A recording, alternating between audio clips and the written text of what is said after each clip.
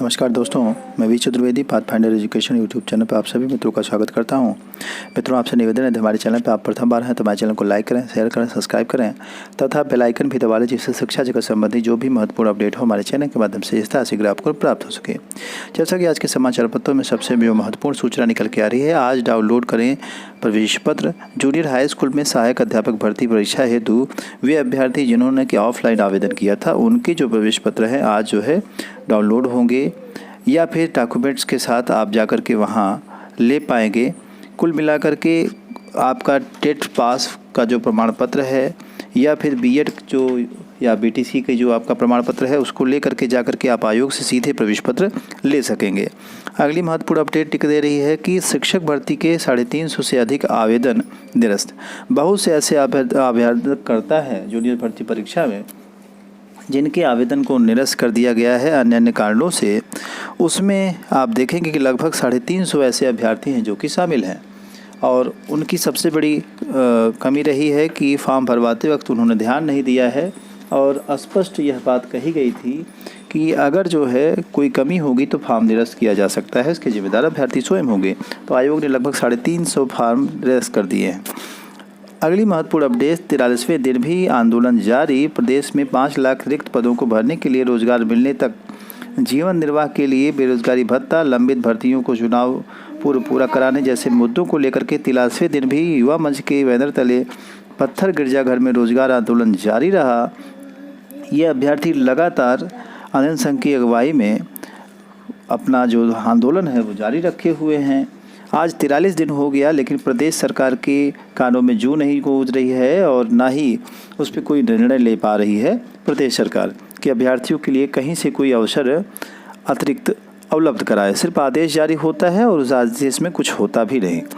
अगली महत्वपूर्ण अपडेट निकल के आ रही है कि विजयदशमी यानी दशहरा के शुभ अवसर पर ट्विटर अभियान 15 अक्टूबर को 11 बजे से शुरू होगा। यूपी मांगे प्राथमिक शिक्षक भर्ती के नाम से यह ट्विटर अभियान प्राथमिक शिक्षक भर्ती के लिए है। आप सभी से निवेदन है कि आप ज़्यादा से ज़्यादा संख्या में इसमें शामिल होकर के इस ट्विटर अभियान को सफल बनाएं और प्रथम श्रेणी में ट्रेंड कराएं, जिससे कि जल्द से जल्द आपको प्राथमिक शिक्षक भर्ती देखने को मिले और वे सारे अभ्यर्थी जो बेसब्री से इंतज़ार कर रहे हैं उनको इस भर्ती का लाभ प्राप्त हो सके।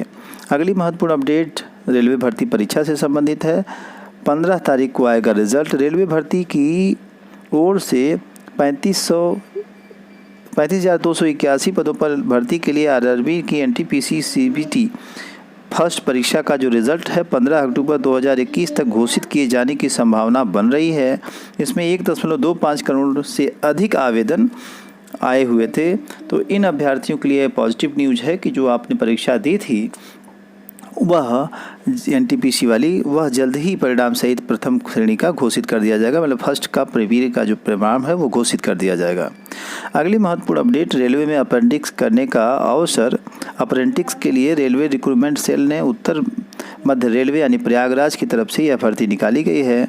फिटर, सॉफ्टमैन, इलेक्ट्रीशियन, मैकेनिकल, फायरमैन, मैकेनिक इत्यादि से 15 से 24 वर्ष जो आयु सीमा है वह मांगी गई है।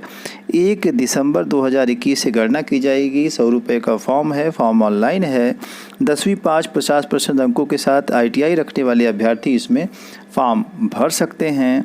आवेदन 2 नवंबर 2021 से शुरू हो रहे हैं और अंतिम जो है 1 दिसंबर 2021 तक इसके आवेदन हो सकेंगे। आवेदन ऑनलाइन है और वेबसाइट जो है rrcpryj.org रखी गई है। तो ये सारे अभ्यर्थी जो कि इसमें शामिल होना चाहते हैं, ITI उनके पास उपलब्ध है, वह जो है इसमें आवेदन कर सकते हैं। हाई स्कूल 50% के साथ होना चाहिए, 50% होने चाहिए।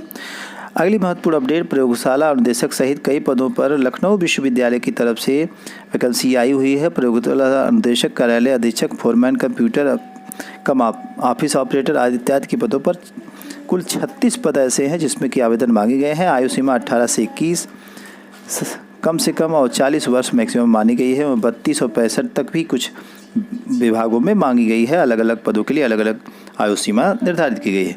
आवेदन शुल्क में 500 रुपये निर्धारित किया गया है और वर्गवार कुछ लोगों का 250 भी है जो कि आरक्षित श्रेणी में आते हैं। इसका भी आवेदन ऑनलाइन है और डिटेल जो है यूनिवर्सिटी की वेबसाइट पर उपलब्ध है। आप इसकी ज़्यादा जानकारी यूनिवर्सिटी की वेबसाइट पर देख सकते हैं। बात करें अगली महत्वपूर्ण अपडेट की, तो प्रदेश को मिले 29 डर्मेटोलॉजिस्ट, सौम्या रही अव्वल। आपको पता है कि डर्मेटोलॉजिस्ट को लेकर के लोक सेवा आयोग की तरफ से परीक्षा कराई गई थी। इसमें सौम्या जो है अव्वल रही हैं और लगभग 29 डर्मेटोलॉजिस्ट को इसमें सफल घोषित किया गया है। साथ ही एक महत्वपूर्ण सूचना और छपी हुई है कि प्रवक्ता पद पर जल्द मांगा पदस्थापन और प्रवक्ता जीआईसी की उत्तर कुंजी भी की गई जारी। इलाहाबाद विश्वविद्यालय नॉन पीएचडी को मिल सकता है मौका। आप सभी को पता है कि यूजीसी की तरफ से नॉन पीएचडी अभ्यर्थियों को भी असिस्टेंट प्रोफेसर बनने की योग्यता रखने की बात कही गई थी, यानी वो शिक्षक उसमें बन सकते हैं। इसी को ध्यान में रखते हुए जो इलाहाबाद विश्वविद्यालय से भर्ती प्रक्रिया चल रही है उसमें नॉन पीएचडी अभ्यर्थी यानी केवल नेट पास अभ्यर्थियों को अवसर मिल सकता है, ऐसा आज के समाचार पत्रों में लिखा गया है, छपा है। अगली जो महत्वपूर्ण अपडेट निकल के आ रही है, इस साल 45,000 फ्रेशर्स को नौकरी देगी इन्फोसिस। देश की दूसरी सबसे बड़ी आईटी कंपनी इन्फोसिस सितंबर तिमाही में मुनाफा 12% बढ़कर 5,421 करोड़ रुपए रहा है। दूसरी तिमाही में नतीजे उत्साहवर्धक रहे। इस सबको देखते हुए 45,000 फ्रेशर्स को नौकरी देने की तैयारी कर रहा है इन्फोसिस। तो यह एक बहुत अच्छी खबर है उन सारे अभ्यर्थियों के लिए जो कि इस कंपनी में जॉब करना चाहते हैं और इस बेरोज़गारी की व्यवस्था में इंतज़ार कर रहे हैं कि किसी तरह से उन्हें जॉब मिल जाए। अगली महत्वपूर्ण अपडेट पीसीएस प्रवेश परीक्षा, पीसीएस की प्री जो परीक्षाएं होती हैं उनसे संबंधित। आप सभी को बता दें कि पीसीएस की जो परीक्षा होती है उसमें जो प्री का पेपर या मेंस का पेपर बनाया जाता है वो पहले इंग्लिश में बनाया जाता है, फिर इसको हिंदी ट्रांसलेट किया जाता है। कुछ हिंदी के शब्द इतने क्लिष्ट होते हैं कि अभ्यर्थी उनको हल करने में असमर्थ हो जाते हैं। उसी को लेकर के मुद्दा उठा हुआ है और ऐसे बहुत से कठिन शब्द हैं जिसका कि आंसर यहाँ तक कि आयोग के अधिकारियों तक को नहीं पता है। तो यह एक बड़ी प्रॉब्लम बन के सामने आई है। इसका सलूशन अभ्यर्थी इस प्रॉब्लम से बचने के लिए हमेशा प्रयास कर रहे हैं और अभ्यर्थियों का अनुरोध है कि आयोग जो है हिंदी में पेपर बना करके इंग्लिश में ट्रांसलेट करे। अगली जो महत्वपूर्ण अपडेट निकल के आ रही है, मेडिकल की जो नीट की परीक्षा होती है उसको लेकर के आ रही है। अभ्यर्थियों पर मानसिक दबाव न पड़े पास होने का, इसको लेकर के कमेटी विचार कर रही है और फिजिक्स के जो नंबर हैं वह सिर्फ पासिंग तक ही सीमित करने की बात चल रही है। अगर ऐसा होता है तो अभ्यर्थी जो भी होंगे नीट के उनको फिजिक्स में सिर्फ पासिंग मार्क्स लाने पड़ेंगे। बाकी फिजिक्स के अलावा केमिस्ट्री और बायोलॉजी के नंबर से ही उनकी मेरिट बनाई जाएगी। इन्हीं सारी महत्वपूर्ण अपडेट के साथ सूचना सुनने के लिए आप सभी मित्रों का बहुत बहुत धन्यवाद। हमारे चैनल को लाइक शेयर और सब्सक्राइब करें।